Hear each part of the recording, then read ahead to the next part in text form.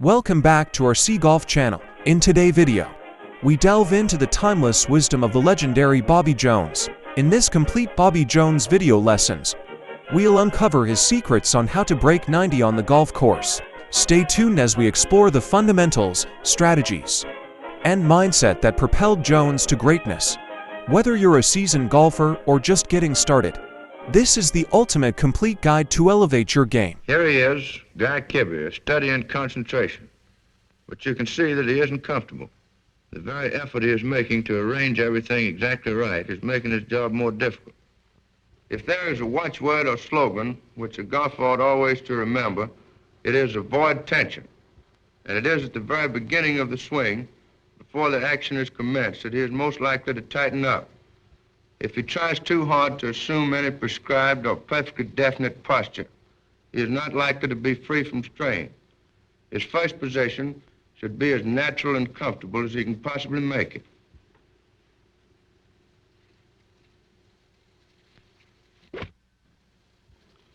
In addressing the ball, the body is held fairly erect, and the arms hang down naturally from the shoulders, not extended too much, nor cramped in against the side of the body. The weight should be about evenly distributed on the balls of the 2 feet. The knees should be slightly bent, and the whole attitude should be one of alertness, from which easy movement in any direction is possible. Relaxed muscles can move quickly and easily. Taut muscles cannot. The golf swing requires quick muscular responses in order to produce a smooth flow of movement and to assure a perfect balance of the body, even when the action becomes very rapid. It seems a little thing, but it is a fact that the player's approach to the ball can assist him greatly in falling comfortably into a relaxed posture. Continuous movement allows no time for the muscles to set. Here is the first step. Having approached to just a sufficient distance from the ball so that the club can reach it easily, the club is grounded so that it will furnish a measure of the distance from the player to the ball when he steps into position. A look towards the hole or down the fairway, and the left foot swings into position. The proper line has been determined. The placing of this foot fixes the player's location with respect to the ball. The stance is completed when the right foot drops back into position. Meanwhile, one leisurely waggle and a little twist of the hips to break up whatever tension may have crept in, and away we go.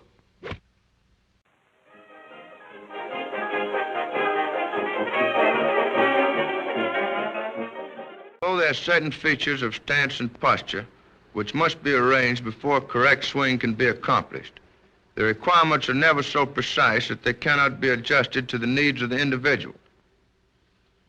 The average golfer rarely completes the hip turn during the backswing, largely because he has not made provision for it at the start.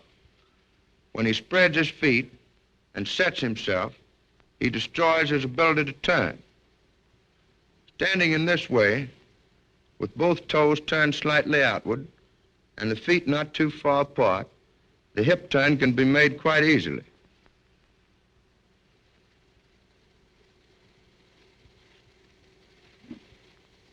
A tremendous amount of power can be obtained from a full wind-up of the hips, and this is only possible when the stance and posture are so arranged that there is perfect freedom around the waist.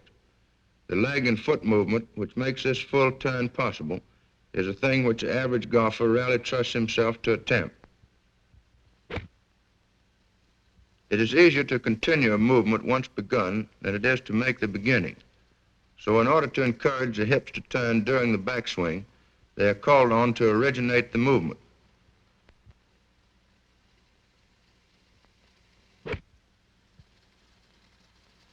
The club must be swung back and not merely picked up by the hands and arms. And the thing which makes it a swing is a push backward by the left side and arm.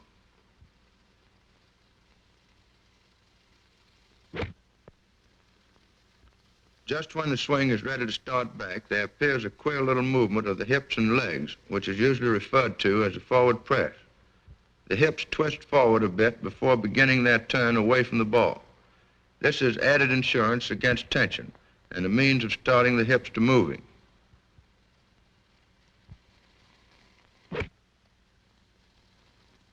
probably seen this position a number of times, particularly with beginners.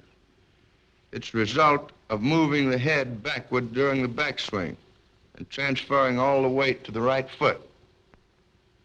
The other common fault is to leave too much weight on the left foot during the backswing in this way, so that when the downswing is attempted, all the weight goes back to the right foot.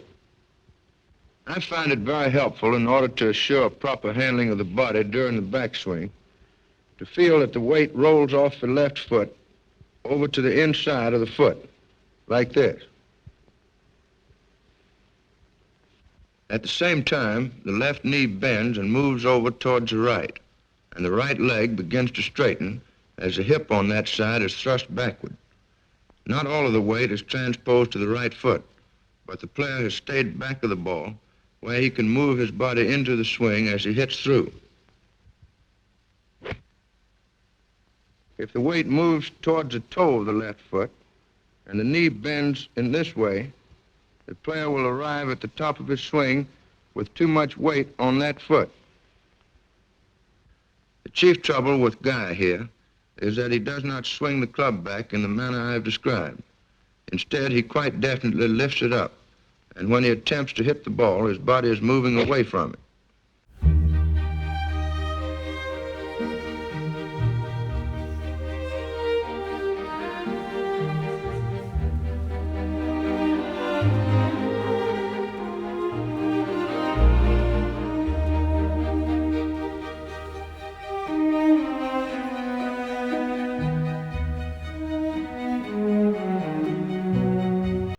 Bill, your trouble, like most average golfers, is that you don't use your body properly. You don't get enough power out of the muscles in your back. You try to turn your hips and body, but it is plain that you don't quite understand how to convert the body turn into club head speed.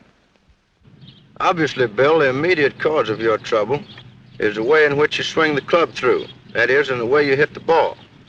But it's useless to try to correct that until we're certain that what goes before is all right. The average golfer argues that the backswing makes little difference because he does not hit the ball with his backswing. But the answer is easy, that he can't swing through correctly unless his swing back brings him into a correct posture. Consistency in golf depends directly upon form. An unsound swing may work well enough on occasions, but soundness of method is the only key to reliable performance. A proper position at the top of the swing is worth some study in order to make clear what the backswing should accomplish. To show the full extent of the backward windup, two positions would have to be used because there's no point at which all parts of the swing stop going up and begin to come down. The hips actually move forward while the club is still going back. For this reason, it is likely to be misleading to draw too definitely a line of separation between backswing and downswing. The two should be merged as nearly as possible into one. Nevertheless, it is possible to stop a continuous motion long enough to examine the position through which it passes. The important points here are the wind-up of the hips and body, the extension of the left arm, and the cock of the wrist, indicated by the angle between the left arm and the shaft of the club. Now let's see how the backswing arrives at these positions. Adjusting the ball as I do, about opposite the toe or instep of the left foot, there's no perceptible lateral movement of the hips during the backswing. I am already well behind the ball, where I can move into the shot as I swing through.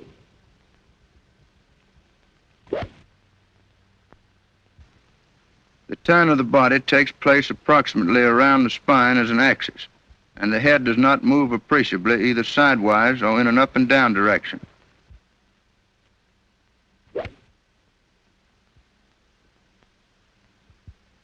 Many players make the mistake of ducking or lowering the left shoulder during the backswing.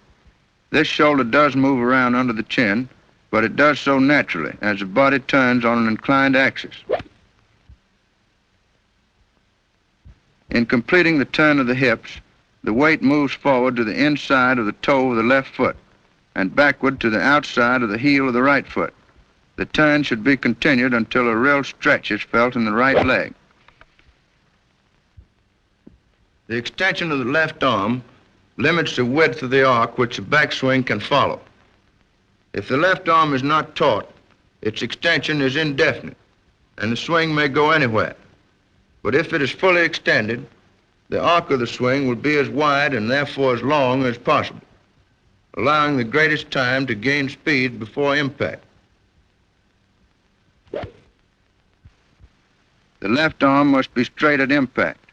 It is possible to straighten it during the downswing, but the more certain and therefore more consistent method is to keep it reasonably straight from the start.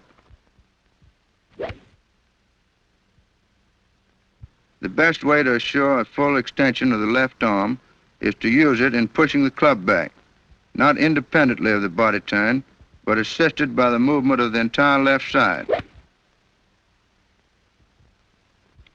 The movement of the right arm during the first part of the backswing indicates quite clearly that it is taking little part in the action. But then, after swinging round, it begins to help in lifting the club over the shoulder.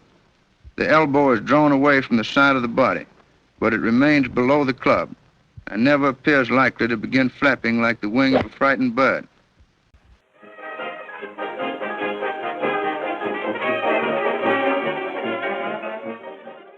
The most serious single mistake you make, Dick, is in failing to start your weight moving toward your left foot before you begin to turn your hips. Watch how your body moves away from the ball as you hit it. Good form in golf means efficiency, the art or science of expending upon the ball all of the energy of the swing without waste. In order to accomplish this ideal, it is necessary that every movement of the swing contribute its bit towards accelerating the club head. The swing can never be entirely efficient unless all parts are working together. The function of the backswing is to wind up the mechanism, to store up power, and to do it in such a way that the transition from upswing to downswing can be accomplished smoothly and without interruption. It is the business of the downswing to use this stored up energy in the most effective way possible, in turning it into a well-directed, well-timed blow. If the downswing should be started with the hands or arms so that either should forge ahead of the hip turn, the extension up the left side would be destroyed, and the effect of the unwinding of the body would be lost. It would be like pulling with a slack rope. The ideal, in order to produce a straight flying shot, is to strike a true blow directed exactly towards the objective. But the right hand can, and very often does, play havoc with this intention. The average golfer has difficulty in subduing this hand sufficiently at the top of the swing when he turns himself loose to hit hard. The natural impulse is to hit with it from the top of the swing. But the correct movement keeps the swing well inside the line of flight, whence it can strike the ball squarely in the back.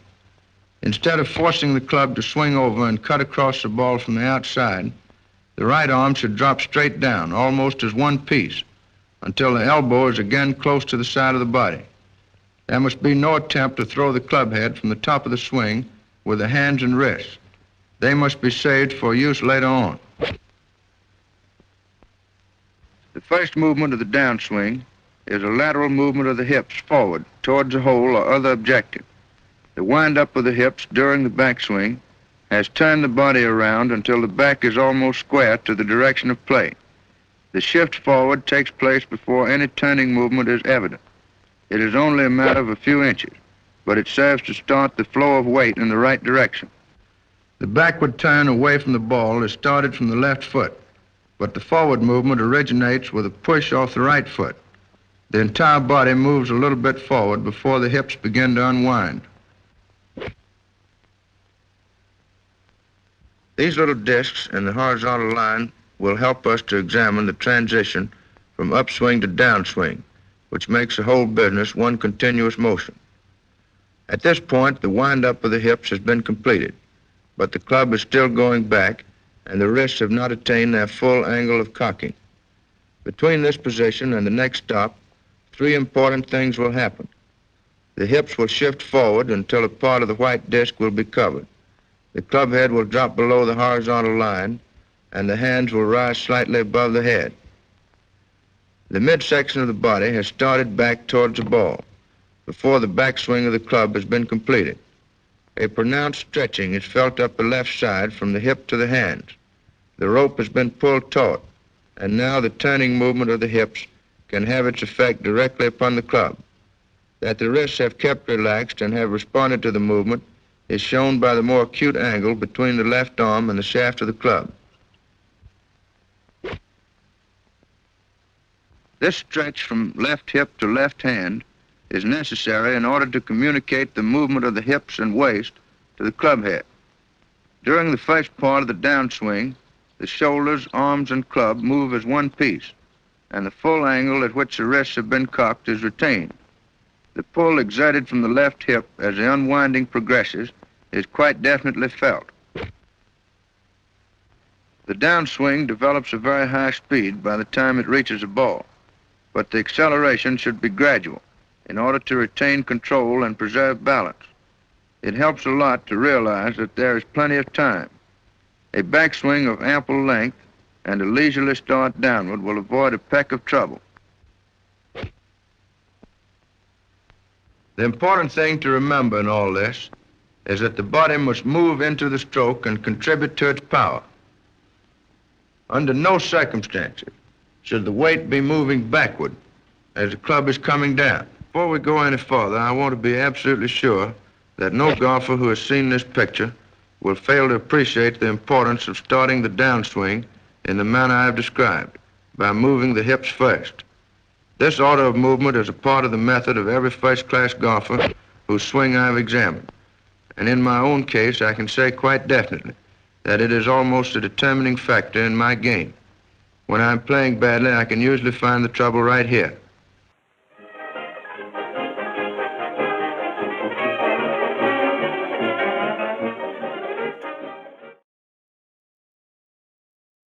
How you going? Oh, not so well. Did you see that last shot? So your swing sliced, didn't it? Yeah, sure. How'd you know? You stayed back on your right foot too long. What? Stayed back on your right foot too long. Doggone, that's what that Odie's been telling me to do for the last 16 holes. Well, Harv, I shouldn't blame it all on Odie. If you'd stop to think, you'd realize you can't get any power in the stroke unless you move your weight with the swing.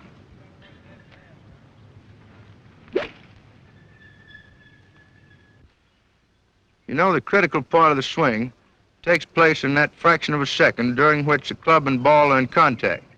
If everything is all right then, the shot will be good. The only reason we bother with form and the correct swing is to find the best way of consistently bringing about the proper set of conditions at impact. It helps a great deal both to the understanding of the correct swing and the accomplishment of it to have a clear picture of what ought to be happening at this instant.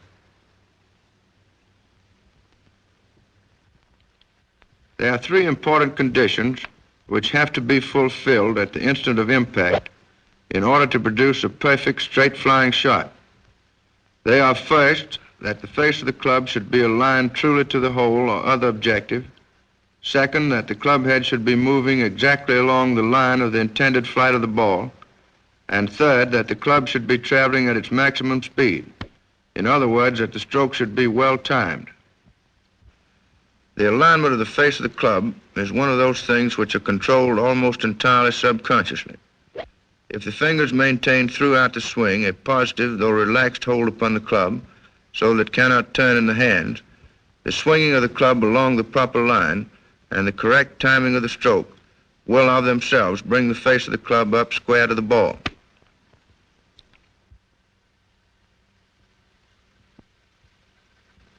One of the most difficult things for the average golfer to do is to keep the club from moving over to the outside and coming across the line of flight as he hits the ball. This happens when the downswing is started with the hands or when the hips begin to turn before the flow of weight has started back to the left foot. The result is either a bad slice if the face of the club is open when it hits the ball, or a pull or smothered hook if it is turned over too soon. This, in effect, is what Harvey does.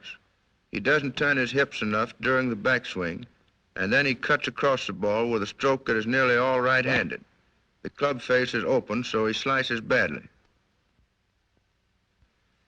By starting the downswing with a movement of the hips, and by dropping the right elbow back to the side of the body, the correct swing keeps the club well inside the line of play. This is the only position from which it is possible to swing through straight toward the hole.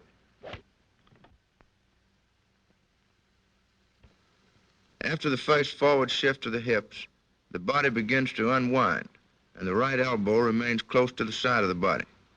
The left hip continues to lead the turn and exert its pull through the left arm to the hands and club. The player who uses his hands as a means of beginning the downswing arrives at the point where he's ready to let go and suddenly discovers he has nothing left to hit with. His swing has lost its stinger. With the wrists already straightened out, he must make the effort with his arms and shoulders. The left arm is fully extended, and the wrists have lost only a tiny bit of the angle at which they were cocked at the top of the swing. This angle has begun to open gradually as the club head has gained speed.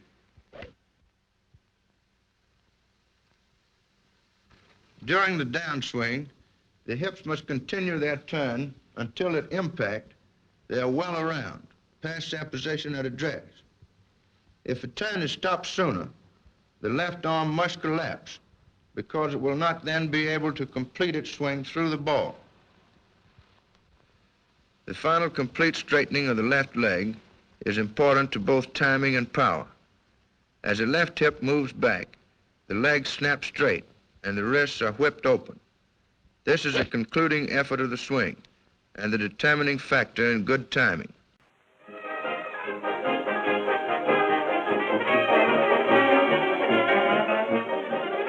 Your slice was brought about in this way. To begin with, you did not turn your hips enough during the backswing. Then in starting down, your first movement brought the club over to your front, out beyond the path which it should have followed. And from there, you cut across the ball from the outside. You couldn't help slicing, swinging the club in that way. In order to hit a straight shot, the swing must be kept inside so that it can swing through straight toward the hole. This is a virtue which we intend to describe when we say a swing is compact. To slice or hook without the intention of doing so leads to plenty of trouble. But as a player becomes more expert, he ought to know how to turn the ball to right or left at will. Controlled shots of either kind are very useful in the wind or in swinging around bunkers and other obstructions, barring the way to the green. To play an intentional slice, the more skillful player sets out to do some of the things which the average golfer does without intention. To produce a slice, he must swing his club through on a line directed slightly to the left of the objective. Depending upon how much slice he wants, he moves a little farther back of the ball, opens his stance a bit, and lessens the turn of his hips during the backswing. In swinging through, he holds his weight back a little in order to direct his stroke across the line from the outside. The result is a slice, all right, but it is under control. The hook, which is a result of a faulty swing, is usually caused by turning the face of the club over before impact. But a controlled hook or draw cannot be played in this way. The swing which produces this kind of shot strikes the ball while crossing the line of flight from the inside out, with the face of the club approximately square to the objective or only slightly hooded. This is done almost entirely by the action of the hips and body. The ball is played a little nearer the right foot. The wind-up of the hips during the backswing is the same as usual, but the forward shift of the hips is exaggerated. The swing drops in close to the body and is directed outward through the ball.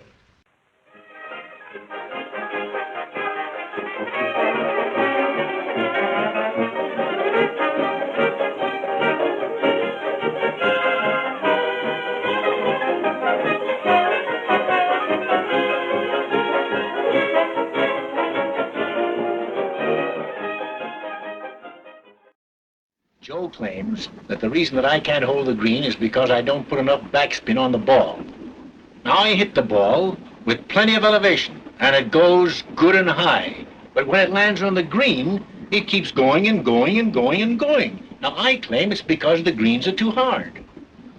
Well, Eddie, those greens were fairly firm, but they would always hold a well-hit shot. Your trouble was that you didn't hit the ball down enough. The average golfer, when he has to play a quick stopping shot, finds it difficult to resist the impulse to hit the ball on the upstroke. He wants to help it into the air.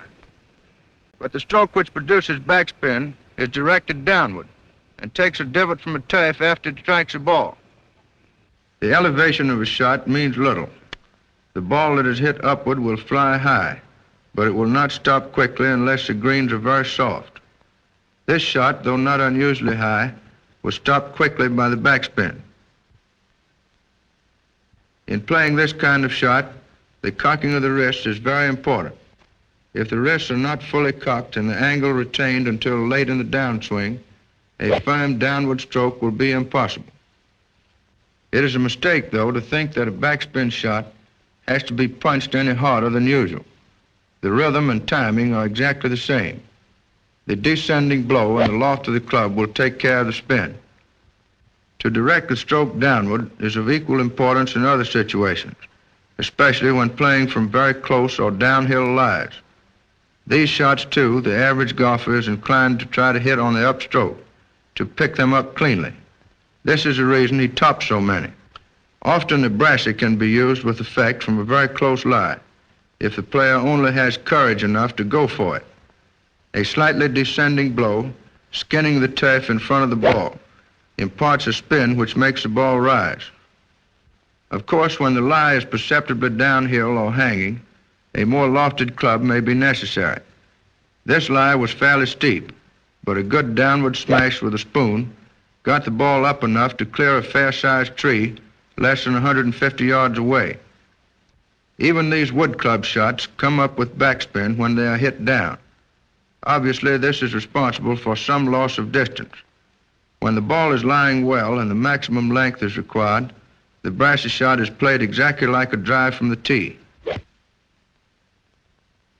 If you have seen all 6 of the pictures of this series, How to Break 90, you are now acquainted with all the essential movements of the correct swing. But the acquaintance cannot ripen into intimate friendship unless you do some work for yourself. Do not be ashamed to take your golf a little bit seriously. You don't have to be a crab or a crank in order to make a real effort to improve your game. Golf is so much more fun when it is played well. Please remember that nothing shown in these pictures is intended to be a tip or a quick remedy. If your swing is not right, overhaul it completely. Build it on a sound foundation. My aim is not to take a few average golfers out of their class, but to make the average of the whole somewhat better.